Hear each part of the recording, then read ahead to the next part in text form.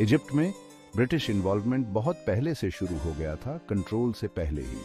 शुरुआत में ट्रेड के लिए British east India company Egyptian markets में आना चाहती थी, लेकिन 1798 में नेपोलियन बोनापार्ट के इन्वेजन ने सब बदल दिया। हालांकि फ्रेंच को आखिरकार हटा दिया गया, लेकिन इस घटना ने इजिप्ट की कमजोरी दिखा दी और ब्रिटेन को उसके मामलों में और घसीट लिया। 19वीं सदी में मोहम्मद अली और उनके उत्तराधिकारियों के नेतृत्व में इजिप्ट ने बड़े पैमाने पर मॉडर्नाइजेशन की कोशिशें शुरू की। ये रिफॉर्म्स महत्वपूर्ण तो थे, लेकिन इनकी कीमत चुकानी पड़ी। ब्रिटेन समेत यूरोपियन पावर से भारी कर्ज लेने से कर्ज बढ़ता गया। 1870 के दशक तक इजिप्ट फाइनेंशियल क्राइसिस का सामना कर रहा था, ऐसी स्थिति जिसने ब्रिटेन को और दखल देने का बहाना दे दिया। 1882 में जब इजिप्ट कोलैप्स के कगार पर था, ब्रिटेन ने अपने फाइनेंशियल इंटरेस्ट्स की रक्षा के लिए सैनिक भेज दिए। इस मिलिट्री इंटरवेंशन ने ब्रिटिश रूल की शुरुआत की, एक ऐसा दौर जिसने आने वाले दशकों तक इजिप्ट की डेस्टिनी को बहुत प्रभावित किया। हालांकि औपचारिक रूप से कभी कॉलोनी घोषित नहीं किया गया, इजिप्ट वास्तव में एक प्रोटेक्टोरेट बन गया, जो नाम के अलावा हर तरह से ब्रिटिश इन्फ्लुएंस के अधीन था। इसने इजिप्शियन हिस्ट्री में एक जटिल और अक्सर विरोधाभासी चैप्टर की शुरुआत। इजिप्ट में ब्रिटिश रूल एक विरोधाभासी व्यवस्था की विशेषता थी, जिसे अक्सर वेल्ड प्रोटेक्टोरेट कहा जाता था। इसका मतलब था कि जहां टेक्निकली इजिप्ट ऑटोमन सॉवरेनिटी के अधीन रहा, वहीं असली शक्ति ब्रिटिश हाई कमिश्नर और उनके प्रशासन के हाथों में थी।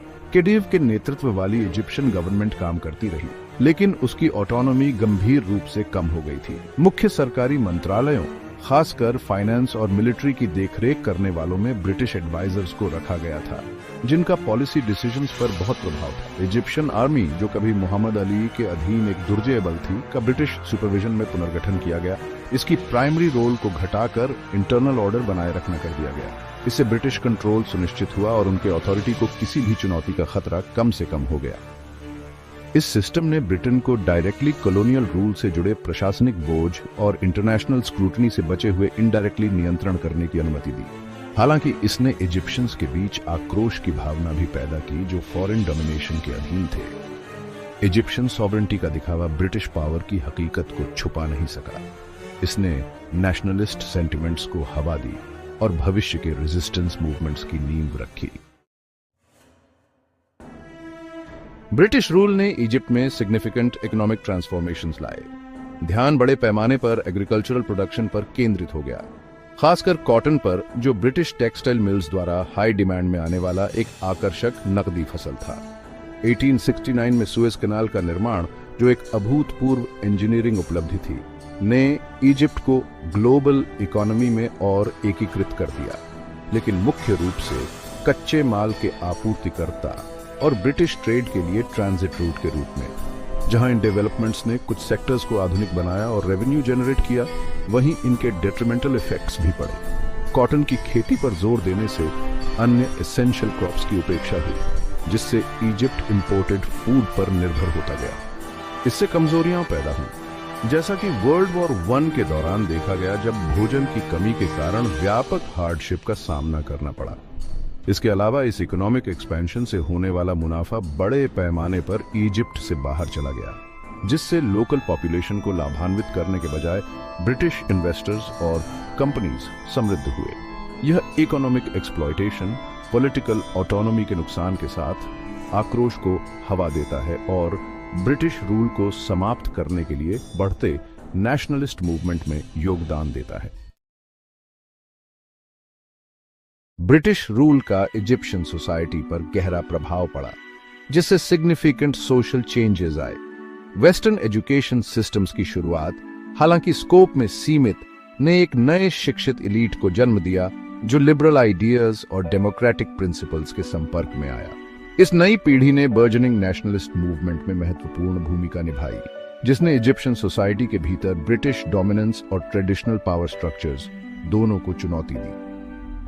ब्रिटिश एडमिनिस्ट्रेशन ने इजिप्शियन इंस्टीट्यूशंस को आधुनिक बनाने के उद्देश्य से कई रिफॉर्म्स भी लागू किए। इनमें लीगल सिस्टम में रिफॉर्म्स, पब्लिक हेल्थ की पहल और सैनिटेशन में सुधार के प्रयास शामिल थे।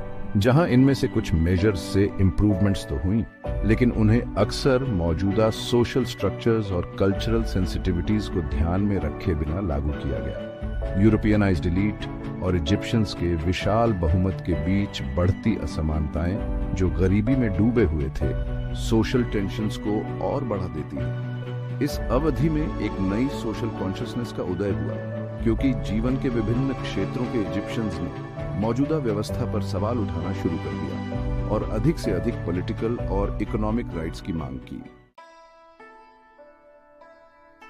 ब्रिटिश कॉलोनियल कल्चर और ट्रेडिशनल इजिप्शियन सोसाइटी के बीच मुठभेड़ के कारण कॉम्प्लेक्स कल्चरल डायनामिक्स पैदा हुई। विक्टोरियन मॉरलिटी और कल्चरल सुपीरियरिटी की भावना वाले ब्रिटिश अक्सर इजिप्शियन कस्टम्स और ट्रेडिशंस को डिसडेन से देखते थे। इससे इजिप्शियंस को सिविलाइज करने के प्रयास हुए, जो अक्सर मिसगाइडेड थे, जिसके परिणाम स्वरूप रिजेंटमेंट और रेजिस्टेंस पैदा हुआ। हालांकि इजिप्शियन सोसाइटी ने रिमार्केबल रेजिलियंस और अडेप्टेबिलिटी का भी प्रदर्शन किया। उदाहरण के लिए एक वाइब्रेंट प्रेस और लिटरेरी सीन के उद्भव ने इजिप्शियन इंटेलेक्चुअल्स को कॉलोनियल स्टीरियोटाइप्स को चुनौती देने और एक अलग नेशनल आइडेंटिटी को स्पष्ट करने के लिए एक मंच प्रदान किया। उन्होंने इजिप्शियन नेशनलिज्म की एक नई भावना को बनाने के लिए ट्रेडिशनल इस्लामिक हेरिटेज और वेस्टर्न इंटेलेक्चुअल करंट्स दोनों का सहारा लिया। इस अवधि में एंशिएंट इजिप्शियन हिस्ट्री और कल्चर में रुचि का पुनरुत्थान भी देखा गया।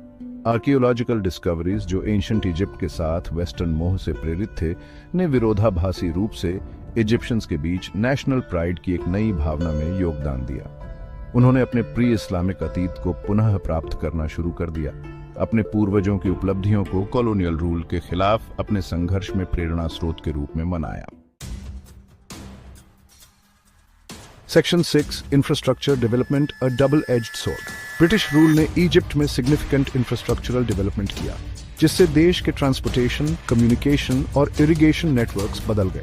रेल रोड्स, टेलीग्राफ लाइंस और आधुनिक इरिगेशन सिस्टम्स के निर्माण ने ट्रेड को आसान बनाया, कम्युनिकेशन में सुधार किया और एग्रीकल्चरल प्रोडक्शन को बढ़ावा दिया। ये एडवांसमेंट्स इजिप्शियन इकोनॉमी को आधुनिक बनाने और इसे ग्लोबल मार्केट में अधिक मजबूती से एकीकृत करने में महत्वपूर्ण भूमिका निभाई। हालांकि यह इंफ्रास्ट्रक्चर डेवलपमेंट मुख्य रूप से ब्रिटिश इंटरेस्ट्स को पूरा करता था। रेल रोड्स को ब्रिटिश मिलिट्री और इकोनॉमिक उद्देश्यों के लिए रणनीतिक स्थानों को जोड़ने के लिए बनाया गया था। अक्सर लोकल कम्युनिटीज की जरूरतों की अनदेखी की जाती थी। इरिगेशन का विस्तार, जबकि लार्ज स्केल एग्रीकल्चर के लिए फायदेमंद था, अक्सर स्मॉल लैंड होल्डर्स की कीमत पर आया जो विस्थापित हो गए थे या अनफेवरेबल लेबर अरेंजमेंट्स में चले गए थे। जहां इन डेवलपमेंट्स ने इजिप्ट के आधुनिकीकरण में योगदान दिया, वहीं इन्होंने मुख्य रूप से ब्रिटिश इकोनॉमिक और स्ट्रेटेजिक ऑब्जेक्टिव्स को लाभान्वित किया। बेनिफिट्स का यह असमान वितरण रिजेंटमेंट को और बढ़ाता है और इजिप्शियंस के बीच बढ़ती एंटी कॉलोनियल सेंटिमेंट में योगदान देता है। सेक्शन 7 की events and policies shaping modern Egypt. British rule के दौरान कई महत्वपूर्ण घटनाओं और नीतियों का इजिप्ट के प्रक्षेप वक्र पर स्थायी प्रभाव पड़ा। 1919 रेवोल्यूशन, जो वर्ल्ड वॉर 1 की कठोर वास्तविकताओं से प्रेरित था और नेशनलिस्ट सेंटिमेंट से प्रेरित था, ने सेल्फ डिटर्मिनेशन के लिए इजिप्शियन आकांक्षाओं की ताकत का प्रदर्शन किया। हालांकि इसे क्रूरता से दबा दिया गया था, इसने ब्रिटेन को 1922 में इजिप्ट के पार्शियल इंडिपेंडेंस के अधिकार को मान्यता देने के लिए मजबूर कर दिया, जो एक महत्वपूर्ण यद्यपि अधूरा कदम था। 1936 एंग्लो इजिप्शियन ट्रीटी, जबकि इजिप्ट को नॉमिनल इंडिपेंडेंस प्रदान करता था, सुएज कनाल जोन जैसे महत्वपूर्ण क्षेत्रों पर ब्रिटिश मिलिट्री प्रेजेंस और नियंत्रण को बनाए रखा। इस निरंतर विदेशी प्रभाव ने नेशनलिस्ट एंगर को हवा दी और नई राजनीतिक ताकतों के उदय में योगदान दिया, जैसे फ्री ऑफिसर्स मूवमेंट, जो पूर्ण स्वतंत्रता प्राप्त करने के लिए दृढ़ था। गामल अब्देल नासिर के नेतृत्व में 1952 रेवोल्यूशन ने एक महत्वपूर्ण मोड़ लाया, मोनार्की का तख्ता पलट, और 1956 में सुएज कनाल का नेशनलाइजेशन, एक ऐसा कदम जिसका इंटरनेशनल स्तर पर निंदा हुई और मिलिट्री इंटरवेंशन हुआ, ने इजिप्ट के अपने रास्ते पर चलने के दृढ़ संकल्प का संकेत दिया, जो फॉरेन इन्फ्लुएंस से मुक्त था। इन घटनाओं ने अरब वर्ल्ड में एक अग्रणी शक्ति और एंटी कॉलोनियल स्ट्रगल के प्रतीक के रूप में इजिप्ट के स्थान को मजबूत किया। Section 8 the long road to independence, legacy of British rule. Egypt में ब्रिटिश रूल की विरासत जटिल और बहुआयामी है। एक और ब्रिटिश एडमिनिस्ट्रेशन ने आधुनिक इंस्टीट्यूशंस, इंफ्रास्ट्रक्चर और टेक्नोलॉजीज की शुरुआत की, जिन्होंने इजिप्ट के डेवलपमेंट में योगदान दिया। शिक्षा का विस्तार, यद्यपि सीमित, ने इंटेलेक्चुअल्स और प्रोफेशनल्स की एक नई पीढ़ी का निर्माण किया, जिन्होंने आधुनिक इजिप्ट को आकार देने में महत्वपूर्ण भूमिका निभाई। हालांकि ब्रिटिश रूल ने इकोनॉमिक एक्सप्लॉयटेशन, सोशल स्ट्रैटिफिकेशन और पॉलिटिकल इंस्टेबिलिटी की विरासत भी छोड़ी।